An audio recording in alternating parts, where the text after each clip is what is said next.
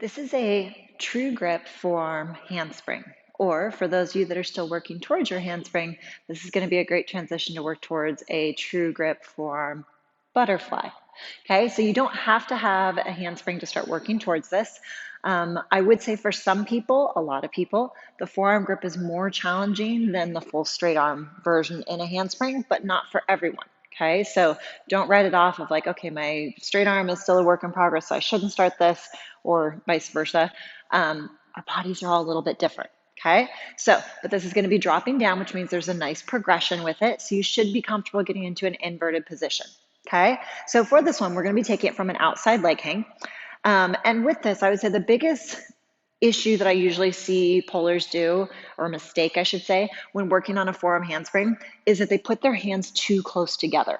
Okay, the narrower your arms are together, the narrower your base of support, and the harder it's going to be to stabilize everything else. Okay, so the wider out within reason, because there's an optimal width. If we're too close together, we don't have stability. If we're too far apart, that puts us too close in and we don't have enough push and pull. Okay, once you get too close into the pull, you lose that advantage of having that push and pull. So for this, with a forearm grip, rarely is it an issue for people to get too far apart. It's the opposite, okay? And let's talk about the position of that forearm. So our top hand is going to be in a true grip, thumb is up, okay? Our bottom arm, the hand is also wrapped true grip, but our forearm is up against the pole, okay? So making sure that you get into this position correctly.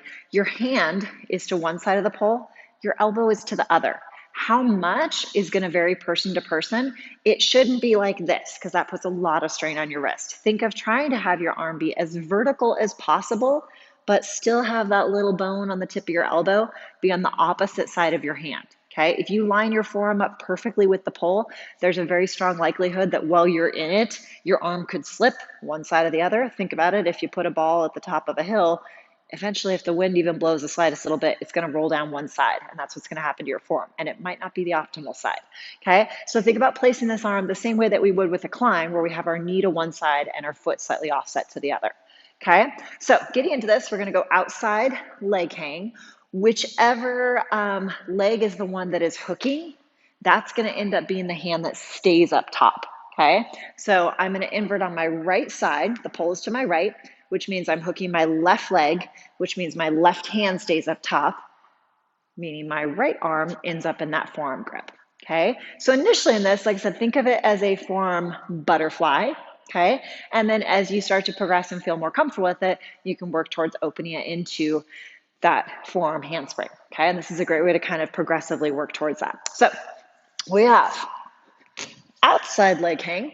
From here, this is that very important part of finding your spacing. I'm going to slide my forearm down as far as I can, but still feel my forearm push. If it's too far, I can't get my forearm on the pole. Okay, so I want to feel it push. I want to make sure I'm engaging and pushing out of my bottom shoulder, not sinking into it. I'm going to square my torso. Here's that butterfly position. Initially, you can kind of cross your knees together, make a fun shape.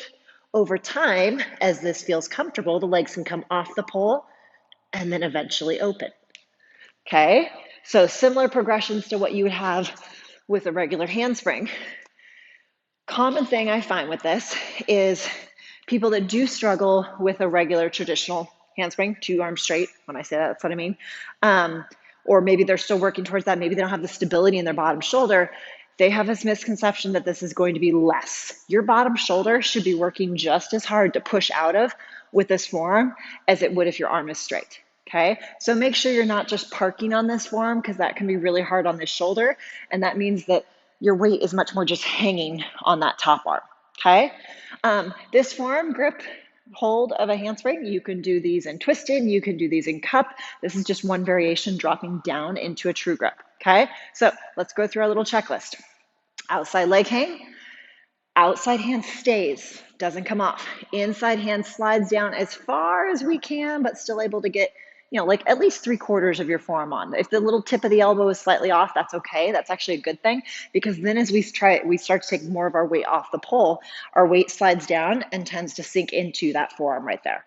Okay, so Once we're in that position, keep the leg hooked, really go through that checklist of pushing out of that bottom shoulder, pulling with the top one. If that feels okay and you're comfortable going to the next step, is you can start taking the legs off, start in a tuck position.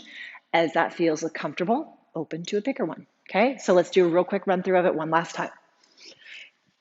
Outside leg hang, slide that arm down, find your butterfly, find your tuck with that leg still on the pole. If that feels comfortable, you can take both legs off, progression eventually to straddle and hook.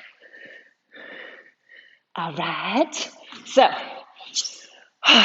true grip, forearm, handspring. Play around with it or leave it at a butterfly, also super fun shape, okay? Play around with it, put it together in a combo with some of your favorite moves. This works on spin, this works on static. I will say if, depending on your comfort level with spin and comfort level with handsprings, for a lot of pullers, the spin will make it a little bit harder to balance in the beginning. But once again, that also depends on your comfort level with spin. If you do a lot of spin and your brain is kind of already programmed to adjust for that, it might not make any difference for you. But I would encourage you, for most pullers, to start with this on static, and as it feels comfortable, then take it to some spin. All right, have fun.